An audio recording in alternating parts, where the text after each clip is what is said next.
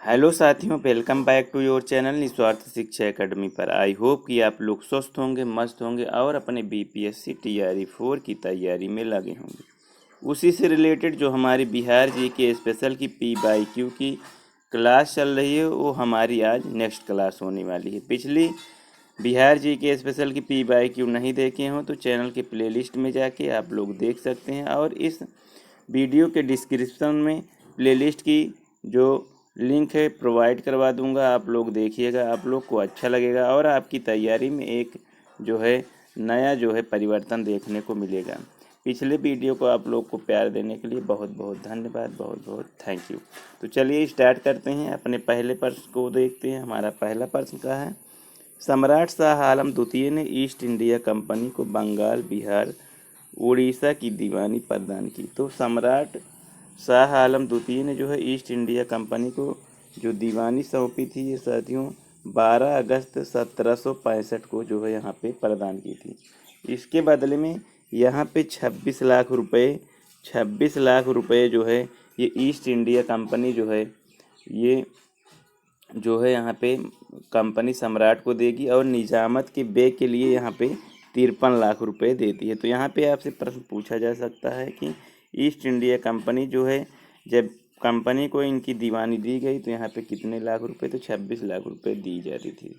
तो यहाँ पे राइट आंसर ऑप्शन ए हो जाएगा। 12 अगस्त 1765 को जो है यहाँ पे दीवानी प्रदान की गई। आगे बढ़ते हैं और अगला प्रश्न देखते हैं। हमारा अगला प्रश्न है, अकबर ने बंगाल तथा बिहार को मुगल साम्राज्य में मिलाया। तो अकबर ने जो है यहाँ पे बंगाल और बिहार को मुगल साम्राज्य में जब मिलाया तो ये साथियों 1576 में मिलाया। तो राइट आंसर ऑप्शन डी हो जाएगा। आपको बता दें कि 12 मार्च 1576 को जो है टोडरमल, मुजफ्फर खां और हुसैन खां अली ने मिलकर दाऊद को पराजित किया तथा बंगाल एवं बिहार को पूर्णतः मुगल साम्राज्य में मिलाया। तो इसलिए यहाँ पे राइट आंसर हो जाएगा 12 मार्च 1576। आगे बढ़ते हैं और अगले प्रश्न की ओर देखते हैं। हमारा अगला प्रश्न है, बिहार में किसान सभा गठन की औपचारिक घोषणा कब हुई थी? तो बिहार में अपने नेक्स्ट क्वेश्चन को देखते हैं। हमारा नेक्स्ट क्वेश्चन है, बिहार में किसान सभा गठन की औपचारिक घोषणा कब हुई थी? तो बिहार में जो किसान सभा की औपचारिक घोषणा हुई थी साथियों, ये 4 मार्च 1928 को हुई थी। तो 4 मार्च 1928 को साथियों यहाँ पे औपचारिक घोषणा हुई, और बिहार प्रांतीय किसान सभा, बिहार प्रोविंशियल किसान संगठन का जो है ये जो है सभा का गठन जो है किया था सहजानंद सरस्वती के द्वारा, जिसका गठन साथियों ये 1929 में किया गया। लेकिन इसकी औपचारिक घोषणा 4 मार्च 1928 को की गई थी, इसलिए राइट आंसर ऑप्शन बी हो जाएगा। आगे बढ़ते हैं और अगला प्रश्न देखते हैं। हमारा अगला प्रश्न है, यहाँ पे बताना है कि मोहम्मद गौरी के किस दास ने बंगाल एवं बिहार पर विजय प्राप्त की थी? तो मोहम्मद गौरी के जो दास था वो साथियों बख्तियार खिलजी था। यहाँ पे राइट आंसर ऑप्शन सी हो जाएगा। बख्तियार खिलजी की बात करें तो ये मोहम्मद गौरी का साथियों दास था। इसने जो है बिहार और बंगाल को जो है तहस नहस कर दिया, और प्रसिद्ध नालंदा विश्वविद्यालय का जो है ये साथियों विनाशक था, इसने जो है इसको नष्ट कर दिया। तो ये मोहम्मद गौरी का जो है दास था, जिसने बंगाल और बिहार पर विजय प्राप्त की। तो Bakhtiyar Khilji, right answer option C हो जाएगा। आगे बढ़ते हैं और अगला प्रश्न देखते हैं। हमारा अगला प्रश्न है, बिहार में वैशाली की नगरवधु अम्रपाली किसके शासनकाल में थी? अम्रपाली की बात करें तो अम्रपाली साथियों ये लिच्छवी शासनकाल में थी। अम्रपाली की बात करें तो अम्रपाली बौद्ध काल में वैशाली के वज्जी संघ के प्रसिद्ध जो है लिच्छवी राज्य की साथियों ये नृत्यांगना थी, जिसने भिक्षु संघ के निवास के लिए अपनी आम्र वाटिका प्रदान कर दी तथा वैशाली की नगरवधु आम्रपाली महात्मा बुद्ध की जो है ये शिष्या बन गई। तो यहाँ पे नगरवधु आम्रपाली लिच्छवी शासनकाल थी, इसलिए राइट आंसर ऑप्शन ए हो जाएगा। आगे बढ़ते हैं और अगला प्रश्न देखते हैं। हमारा अगला प्रश्न है, बिहार में 1857 की क्रांति के नेता कुंवर सिंह का देहांत कब हुआ? तो 1857 की क्रांति के वीर कुंवर सिंह, जिनका संबंध साथियों ये आरा जिले के जगदीशपुर के थे साथियों, जिसने जो है बिहार के 1857 की क्रांति का नेतृत्व किया। तो इनका साथियों जो देहांत हुआ, इन्होंने जब वीर गति की प्राप्त की, तो ये साथियों 26 अप्रैल 1858 को उनको वीर गति की प्राप्त हुई। तो इसलिए राइट आंसर ऑप्शन ए हो जाएगा। आगे बढ़ते हैं और अगले प्रश्न की ओर देखते हैं। हमारा अगला प्रश्न है, यहाँ पे बताना है कि बिहार के उस क्रांतिकारी का नाम बताइए जिसने सितंबर 1928 में हिंदुस्तान सोशलिस्ट रिपब्लिकन आर्मी की बैठक में भाग लिया था। तो हिंदुस्तान सोशलिस्ट रिपब्लिकन के भाग जो है इन्होंने आर्मी की बैठक में भाग लिया था। तो ये साथियों फणींद्रनाथ घोष जी थे।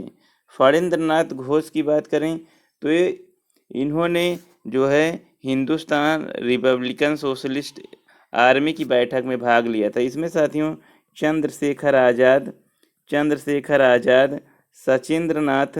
सचिंद्रनाथ सान्याल, जोगेश चंद्र चटर्जी, उसके बाद राम प्रसाद बिस्मिल और फणींद्रनाथ घोष ने जो है क्रांतिकारियों ने 1924 में, आपसे पूछा जा सकता है तो हम आपको बता दें कि 1924 में जो है इन्होंने हिंदुस्तान रिपब्लिकन एसोसिएशन की जो है यहाँ पे स्थापना की थी। जो है यहाँ पे आपसे पूछा जा सकता है कि इनके स्थापना में जो है कौन कौन शामिल था। तो ये लोग जो है इसकी स्थापना किए थे। और 8 सितंबर, आपको बता दें कि 8 सितंबर को जो है 8 सितंबर 1928 को जो है दिल्ली के फिरोज शाह कोटला जो है मैदान में आयोजित सभा में इन्होंने संगठन का नाम बदलकर साथियों ये हिंदुस्तान जो है हिंदुस्तान सोशलिस्ट रिपब्लिकन एसोसिएशन जो है कर दिया था। तो इनकी जो आर्मी की बैठक थी 1928 में, तो फणींद्रनाथ घोष इनमें से भी थे। इसलिए राइट आंसर ऑप्शन ए हो जाएगा। अब आगे बढ़ते हैं और अगला प्रश्न देखते हैं। हमारा अगला प्रश्न है कि बिहार में किस स्थान पर भारतीय राष्ट्रीय कांग्रेस का 1922 का अधिवेशन हुआ? आप लोग को इस क्वेश्चन का आंसर तो अवश्य पता होगा। आप लोग कमेंट बॉक्स में कमेंट लिखिए जिससे लगे कि आपकी तैयारी बेहतर ढंग से की जा रही है। तो चलिए यहाँ पे हम आपको बता देते हैं कि जो 1922 का अधिवेशन हुआ था भारतीय राष्ट्रीय कांग्रेस का, इंडियन नेशनल कांग्रेस का, तो ये साथियों गया में हुआ था। तो राइट आंसर ऑप्शन सी हो जाएगा।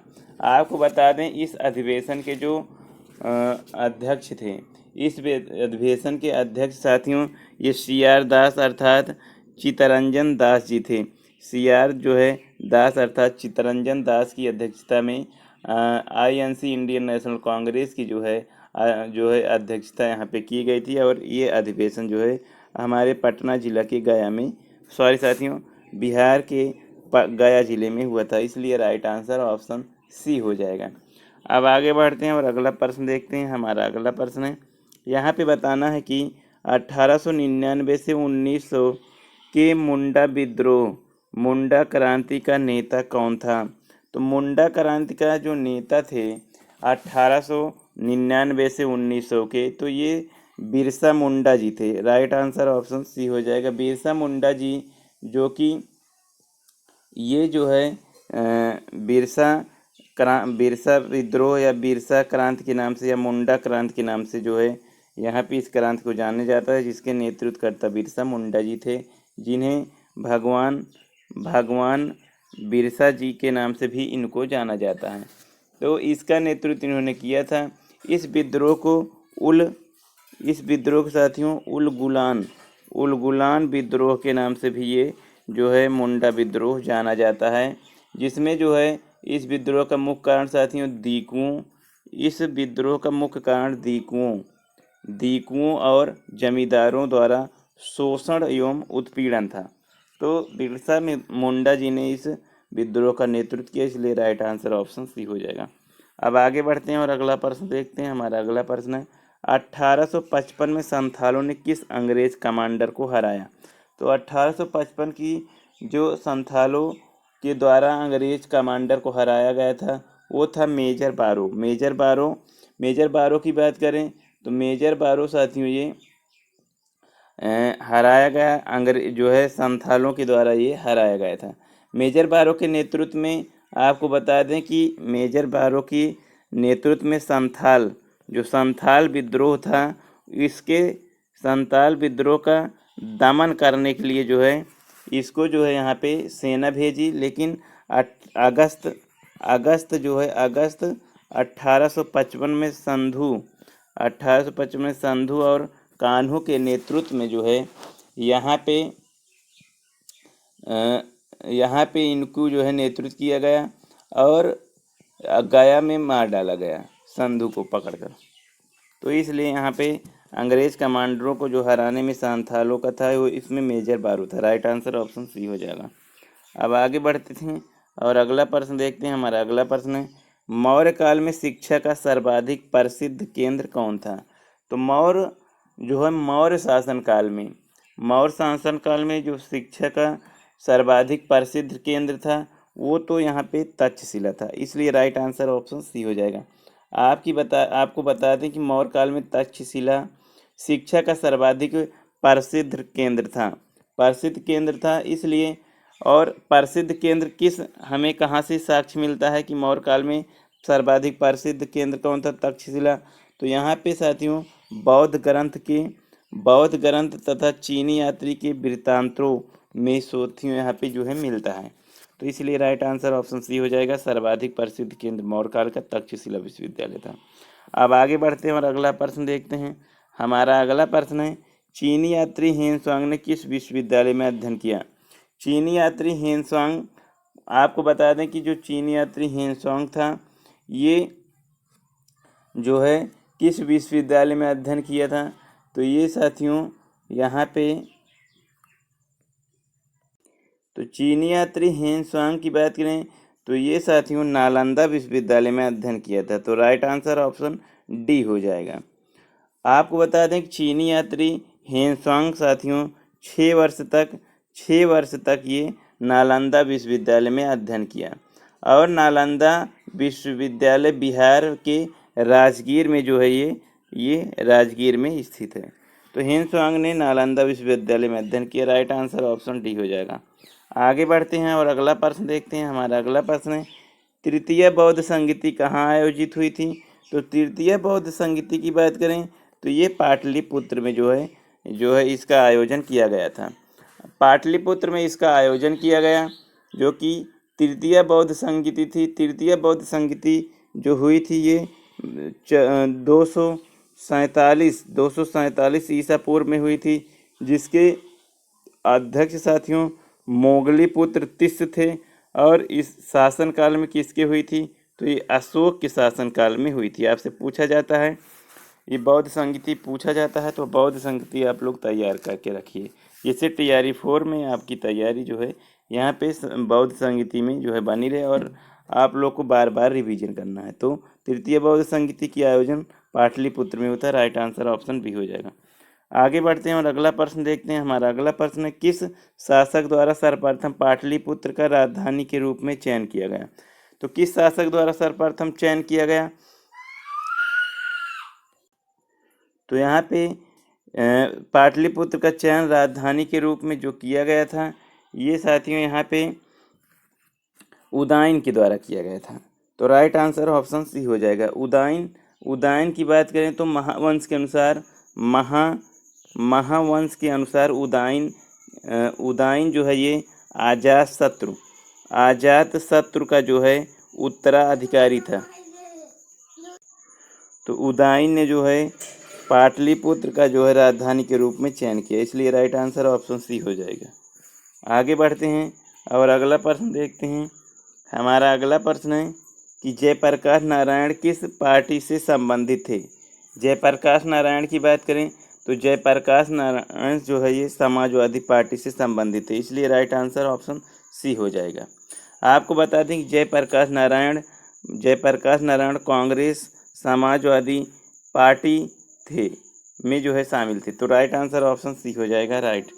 आगे बढ़ते हैं और अगला प्रश्न और अपना अंतिम प्रश्न देखते हैं।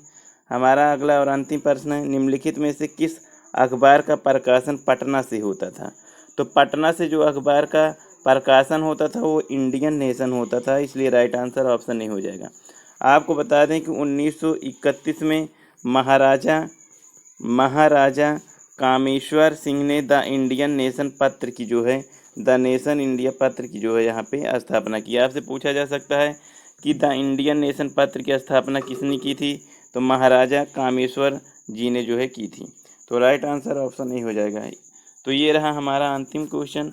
आपको अच्छा लगे होगा, आपको अच्छा लगा हो तो तो ये क्लास आपको अच्छी लगी हो तो साथियों इसको लाइक कीजिएगा, और जो भी आपके साथी बीपीएससी टीआरई 4 की तैयारी करी हों उनको जो है शेयर कर लीजिए। तो चैनल पर नए हो तो चैनल को सब्सक्राइब कर लीजिए, जिससे आपको समय समय पर नोटिफिकेशन मिलता रहे और आपकी तैयारी को एक नई दिशा मिल सके। तो इसी के साथ साथियों अलविदा लेता हूँ। थैंक यू साथियों, जय हिंद।